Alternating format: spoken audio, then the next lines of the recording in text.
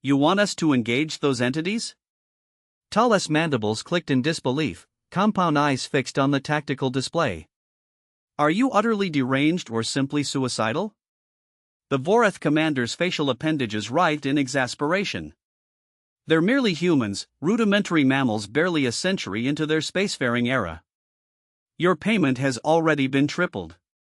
Quadruple it again, and I still wouldn't accept this engagement. Crick Tal chirped, thrusting a clawed limb at the holographic images. Observe them, truly observe them. The recordings displayed what the humans termed their Special Operations Forces executing drills on a desolate desert planet. The warriors moved with an unsettling fusion of liquid grace and predatory intention, burdened with sufficient armaments to render a Kron war beast feeling inadequately equipped. I've scrutinized their combat doctrine, Tal went on. Are you aware of the significance of those markings? The ones they adorn on their armor? Skulls, human skulls. They advertise death upon their very persons. What manner of species behaves thus? A primitive one attempting to project menace, the commander scoffed. Their psychological tactics are crude at best. Crude? Tal's antennae twitched violently. Permit me to enlighten you about crude. Those humans you are so eager to dismiss, they engineered powered armor because they witnessed it in entertainment videos. They conceived plasma weaponry because they deemed it aesthetically pleasing in games. Their entire military-industrial complex is fueled by the query, wouldn't it be awesome if? The commander's tentacles stilled. Surely you exaggerate? I wish I were, Tal retorted. Do you know what they christen their elite units? Designations like Ghost Recon and Shadow Raiders. They bestow upon their gunships monikers like Black Death and Angel of Destruction. They name their carriers after ancient warriors and conquerors. Numerous species engage in martial posturing. Nay, you misunderstand, Tal interrupted, mandibles clicking rapidly. They do not engage in this to intimidate adversaries, they do it because they deem it amusing. Because some human gazed upon a heavily armed assault transport and mused, you know what would enhance this? Painting flames on the side and christening it Valkyrie's Fury. The tactical display transitioned to depict human special forces conducting a nocturnal raid. Their movements were precise, coordinated, and utterly terrifying to behold. They coursed through the shadows like sentient phantoms, each motion economical and lethal. Observe how they move, Tal continued. Most species either excel at stealth or direct engagement. Humans, they transition between the two as if flipping a switch. One instant, they are wraiths, the next, they are unleashing sufficient firepower to obliterate a small city, and they execute it all while uttering atrocious jokes over their comm channels. The commander's facial tentacles had begun to pale slightly. The jokes cannot be that significant a factor. Oh, really?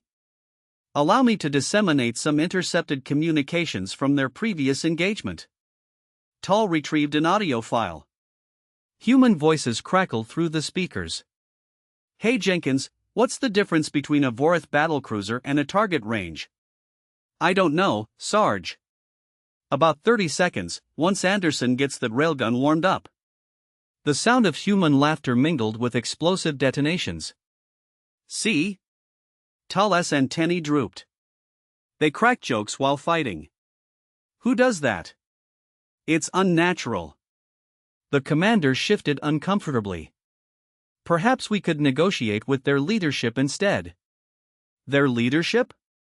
Tal emitted the chittering equivalent of laughter. You mean the ones who gaze upon their most aggressive, adrenaline-seeking, danger-loving volunteers and proclaim, yes, these are the ones to whom we should entrust our most advanced weaponry? The ones who received their Special Forces request for orbital drop capabilities and responded by engineering pods that permit them to literally surf through atmospheric re-entry? They do what?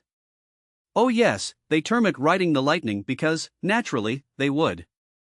They transform everything into an action video game. Their training simulations are indistinguishable from their entertainment. Do you know what they christen their combat stimulants? Go juice. Their battlefield medical technology? Stim packs. It's as if they are living within their own combat fiction. The tactical display showcased further footage, humans in powered armor executing impossible maneuvers, their movements augmented by neural interfaces and synthetic muscle fibers. And do not even provoke me regarding their enhancement programs, Tal continued.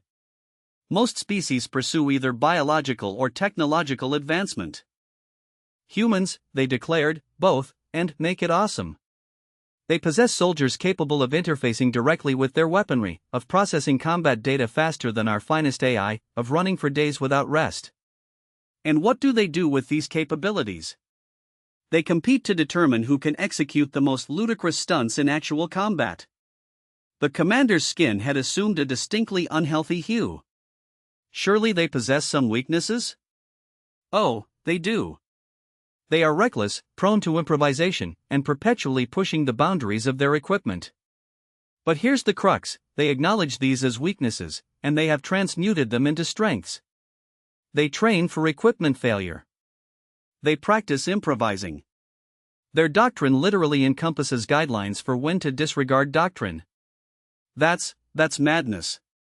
Precisely, and that is why I am not engaging them. Because the sole element more terrifying than their capabilities is their enthusiasm for employing them. They do not merely embrace combat, they revel in it. They transform warfare into an art form, replete with its own culture, traditions, and inside jokes. The commander's tentacles had knotted themselves into tight coils. Perhaps we should reconsider our expansion plans. Now you are thinking lucidly, Tal agreed. Because allow me to impart the worst aspect. All those special forces we have been observing? Those are their normal ones. They possess even more elite units they maintain in secrecy. Can you imagine what those must be like? I'd rather not. Wise choice, because I've heard rumors regarding their Black Ops teams, stories about operatives who can bend probability itself, who can traverse dimensions, who can enough. The commander's tentacles were practically tied in knots. The contract is withdrawn. We shall seek easier conquests elsewhere. Sound decision, Tal chirped, because the only element more perilous than human special forces is what transpires when they become inventive. Did you know they once employed orbital dropping pods to deliver high-yield explosives disguised as supply crates? The enemy transported them into their own storage facilities. They dubbed it Operation Special Delivery and chuckled about it for weeks. As the commander hurried away, Tal reverted to the tactical display. The footage showcased a human special forces team practicing close-quarters combat, their movements a deadly dance of precision and controlled violence. One of them executed a flawless backflip while discharging two weapons simultaneously. Completely insane, Tal muttered, and they probably executed that flip solely because they deemed it aesthetically pleasing. In the background, further intercepted communications played. Hey, anyone see where I left that antimatter grenade? Check your other tactical pocket, Dave.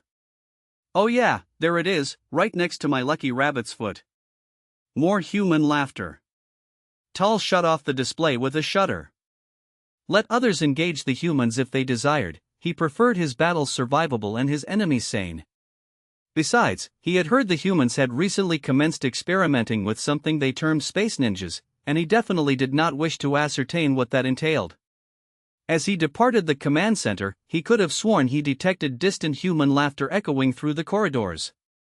Probably merely his imagination. Probably.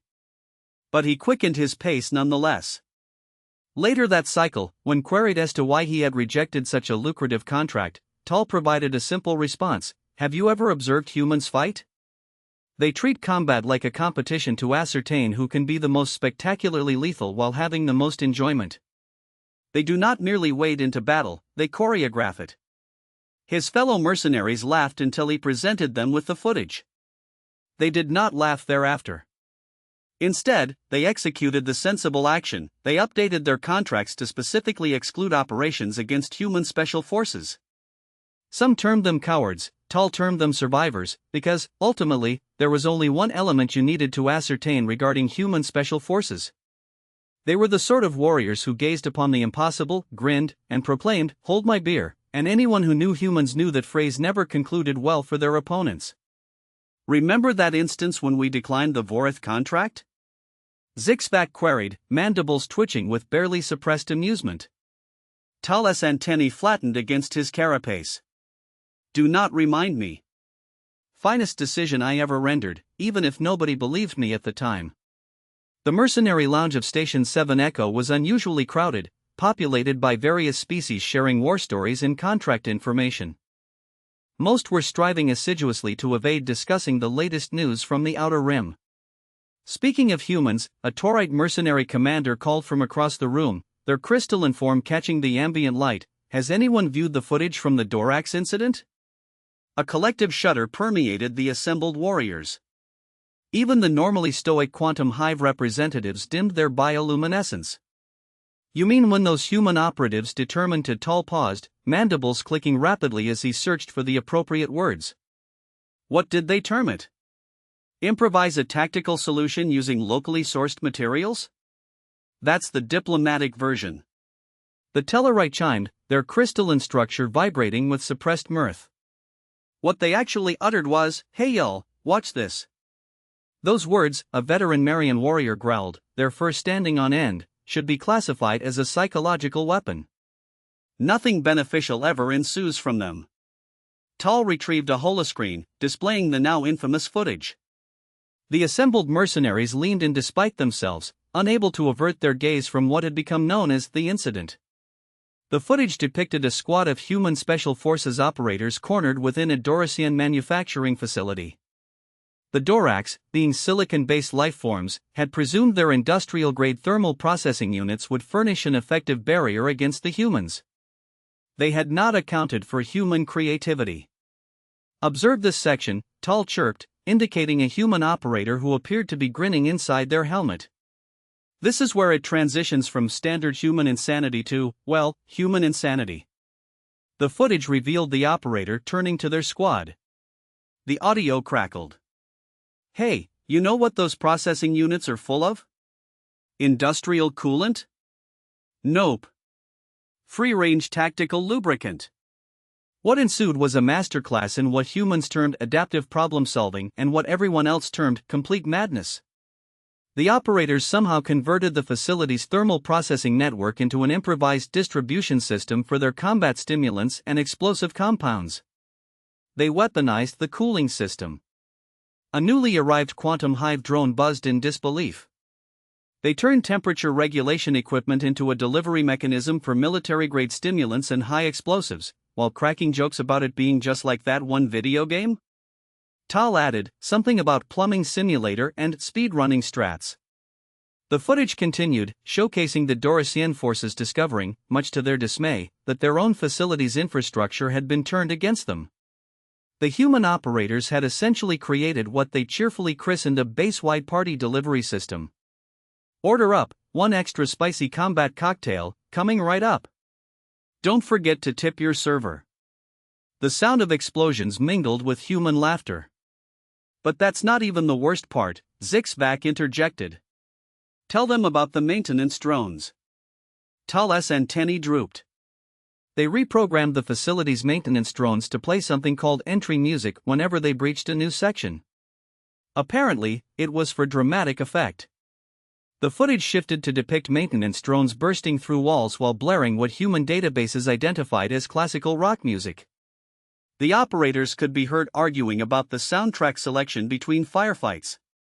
Really, Jenkins? Highway to Hell again? It's a classic for a reason, Sarge. And this, Tal continued, is why I do not take contracts involving humans anymore. Because who gazes upon a hostile facility's infrastructure and muses, you know what this requires? Background music and an improvised stimulant delivery system. To be fair, the Tellarite commander noted, their crystalline form glinting with amusement, it was very effective. That's the predicament. Everything they do is effective, irrespective of how insane it seems. They turned basic maintenance drones into what they termed party bots and employed them to distribute combat enhancers throughout an enemy facility, all while cracking jokes and arguing about music choices. The footage showcased the final moments of the operation, with human operators surfing on reprogrammed maintenance drones through corridors filled with stimulant-laced vapor, firing weapons akimbo while shouting quotes from their entertainment media. Remember kids, Don't attempt this at home unless you've completed the proper certification course. HCES. More laughter, more explosions. They recorded training videos afterward, Zixback added quietly. Called it Creative Resource Utilization 101, making the enemy's base your party venue. The assembled mercenaries sat in stunned silence, processing this information. Finally, the Marian warrior spoke. So, they not only pulled off this insanity, but they turned it into a teaching opportunity? Tal finished, complete with peer reviews and suggestions for alternative music selections for various tactical scenarios. I heard they got a commendation. 3 commendations, actually, Tal corrected, 1 for mission success, 1 for creative resource utilization, and 1 for, and I quote, maintaining optimal morale through appropriate musical accompaniment. The lounge fell silent again, broken only by the sound of contracts being updated to specifically exclude any operations where humans might be present. Even the Quantum Hive representatives, normally eager for any combat data, were rapidly revising their engagement protocols. The truly terrifying part, Tal mused, is that this is probably one of their tamer operations. Imagine what their actual classified missions are like. I'd rather not, chorused several voices. Wise choice, Tal agreed, because I've heard rumors about their latest training programs. Apparently, they're teaching their operators something called parkour. The mass exodus from the lounge was immediate and unprecedented. Later, when updating the Mercenary Guild's official advisory documents, Tal added a new warning: if you hear human special forces operators laughing during combat, retreat immediately. If you hear them say, "Hey, watch this," or "I've got an idea," retreat faster. And if you hear them discussing music choices for their operation, surrender. It's easier that way. The advisory was approved unanimously, because if there's one thing the galaxy's mercenary community had learned, it was this: the only thing more dangerous than human special forces was human special forces having fun, and they were always having fun. In the depths of space, aboard a human special forces transport, a sergeant reviewed the footage from the Dorax incident with their team. All right, people, what did we learn? Always check the facility's infrastructure for tactical repurposing opportunities. Music selection matters. Industrial coolant systems make excellent improvised delivery mechanisms. All good points, the sergeant nodded, but you're forgetting the most important lesson. What's that, Sarge? Next time, we bring better speakers. Those maintenance drone audio systems were not doing justice to AC/DC. The resulting laughter echoed through the transport, causing nearby alien ships to nervously adjust their course. Just another day in human special forces. So, Tal began, his mandibles twitching with what might have been suppressed laughter. Who's heard about the Nexus 9 situation?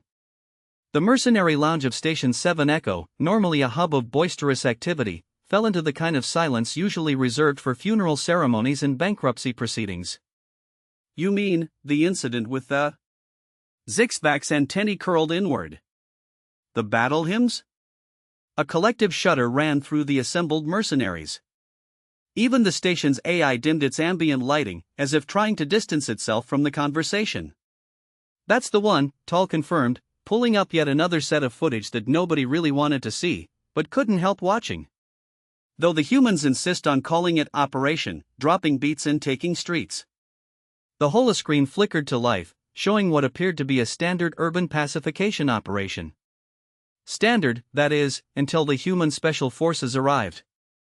For context, Tal explained, the Nexus 9 mining colony had been taken over by a particularly aggressive sect of quantum-scale engineers. They had developed a theoretical immunity to conventional psychological warfare. Theoretical being the operative word, Vorax's commander rumbled from their environmental tank. Exactly, Tal chirped, because nobody's theoretical models accounted for humans turning psychological warfare into, well, this. The footage showed human operators advancing through the colony streets, their powered armor's external speakers blasting what their databases identified as workout music. Each squad had apparently been allowed to choose their own theme song. Squad 3, this is Command, your music selection is causing seismic disturbances. Sorry, Command, can't hear you over how awesome we are. Bass drops followed by explosions timed to the beat.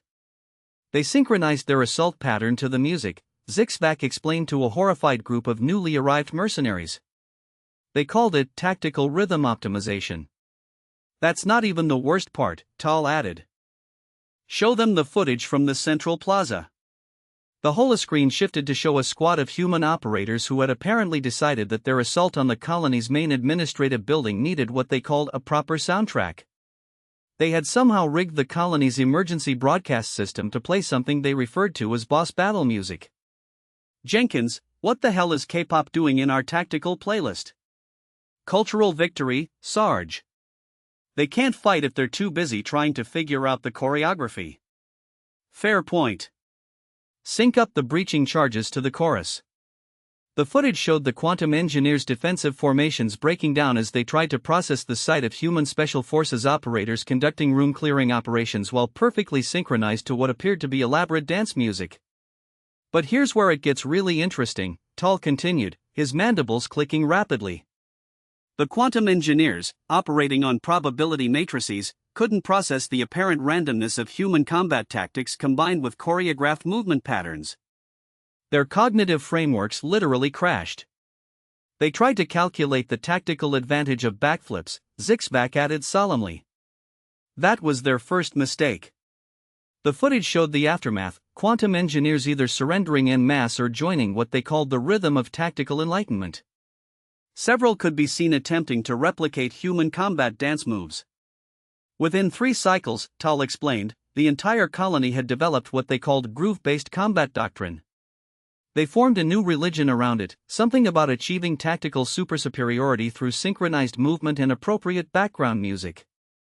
The humans encouraged this, a newly arrived hive mind representative buzzed in disbelief. Encouraged it? They offered advanced courses, called it Cultural Victory, Alternative Approaches to Combat Resolution. They even published a manual, Base Drops and Hotspots, a comprehensive guide to rhythm-enhanced urban warfare. The footage shifted to show human instructors teaching former quantum engineers the finer points of what they called tactical dancing. The engineers had apparently developed complex mathematical formulas to optimize their movements for maximum style points. Remember, people, if you're not having fun, you're not doing it right. But what's the tactical advantage of a spin move? Looking awesome is the tactical advantage. The really concerning part, Zixvac noted, is how effective it was. The colony's productivity increased by 300% after they adopted what they called groove-based optimization protocols.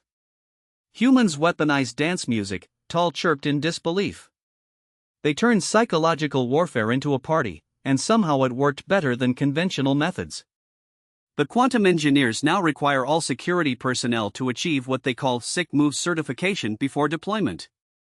The assembled mercenaries watched as the footage showed the colony's current state, quantum engineers conducting their probability calculations through elaborate dance moves, security teams training to what humans called beats per minute optimization, and former insurgents arguing about playlist selection for their patrol routes.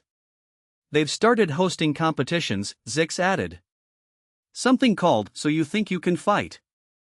The humans judge them on both combat effectiveness and, quote, style points. And the worst part, Tal's antennae drooped, other colonies are starting to adopt the practice. There's talk of making it an official combat doctrine. The humans are calling it the Great Groove Revolution. The footage showed a graduation ceremony for the first class of rhythm combat specialists, complete with what the humans called a tactical dance-off. The quantum engineers had apparently calculated that adding backflips to standard combat maneuvers increased their effectiveness by exactly 43.7%. This is why I don't take contracts involving humans anymore, Tal concluded, because who looks at a hostile quantum engineering collective and thinks, you know what this situation needs? A dance battle. But it worked, someone pointed out. That's exactly the problem. Everything they do works, no matter how insane it seems. They turned combat operations into a choreographed performance art, and now there's a whole religion based on achieving tactical supremacy through superior dance moves. The mercenary lounge fell into contemplative silence, broken only by the distant sound of bass-heavy music from the station's human quarter. Several mercenaries nervously adjusted their combat loadouts to include what humans called swagger enhancement modules. I heard, Zixvac said quietly, that they're developing something called tactical rap battles for diplomatic negotiations. The mass exodus from the lounge set a new speed record. Later, when updating the Mercenary Guild's advisory documents again, Tal added another warning: if human special forces start playing music during combat operations, do not attempt to calculate the tactical advantage of their movements. There isn't one. They just think it looks cool, and somehow that makes it work. The advisory was approved before he even finished writing it, because if there's one thing the galaxy's mercenary community had learned, it was this: the only thing more dangerous than human special forces having fun was human special forces starting a trend, and everything they did started a trend. Meanwhile, in a classified human special forces training facility. Sir, the quantum engineers are requesting advanced courses in something they're calling probability-enhanced breakdancing. Approved. But tell them the spin moves need more pizzazz. Yes, sir. Should I add tactical choreography to the standard training curriculum? Better make it mandatory. Can't have our operators falling behind in the dance combat arms race we accidentally started. Sir, about that. Several other species are requesting training in rhythm-based warfare. Well, you know what they say, Lieutenant? What's that, sir? The groove must flow. The resulting laughter echoed through the facility, causing several quantum probability matrices in the vicinity to spontaneously rewrite themselves to include dance moves. Just another day in human special forces. I swear by all quantum probabilities, the veteran Dravik commander declared, their crystalline form vibrating with poorly suppressed emotion, this is the absolute last time I underestimate human social protocols. The mercenary lounge of Station 7 Echo had become something of an unofficial support group for those who had encountered human special forces. Today's session was particularly well attended, given the recent events in the Epsilon sector. Let me guess, Tal chirped, already pulling up his ever-growing database of human tactical absurdities, you encountered their new diplomatic integration specialists? Is that what they're calling them now? The Dravik's crystalline structure flickered with what might have been PTSD. We called them the T-Team. A ripple of understanding passed through the assembled mercenaries. Even the station's cleaning drones seemed to pause in sympathy. Oh, no, Zixvac's antennae curled in recognition. You got the full British specialty service treatment, didn't you? The Dravik commander's crystals chimed in affirmation. We thought we had them cornered. Our forces had surrounded their position in the diplomatic quarter. We demanded their surrender, and they... A pause. They invited us in for tea. Classic BSTS move, Tal nodded sagely, bringing up the footage. Show us what happened. The holoscreen flickered to life, displaying what started as a standard urban containment operation. Standard, that is, until the humans deployed what they cheerfully called tactical hospitality. I say, chaps, these fellows seem rather tense. Jenkins, break out the Earl Grey, the combat blend, sir, of course. And do remember the proper China, we're not savages. The footage showed human operators in full combat gear meticulously setting up what they referred to as a proper service in the middle of an active combat zone. They had somehow managed to include doilies. At first, we thought it was a trick, the Dravik commander continued, some new form of psychological warfare. Then they started discussing the proper way to hold a teacup while wearing powered armor. Remember, everyone, pinky out. It's in the manual. Which manual is that, exactly?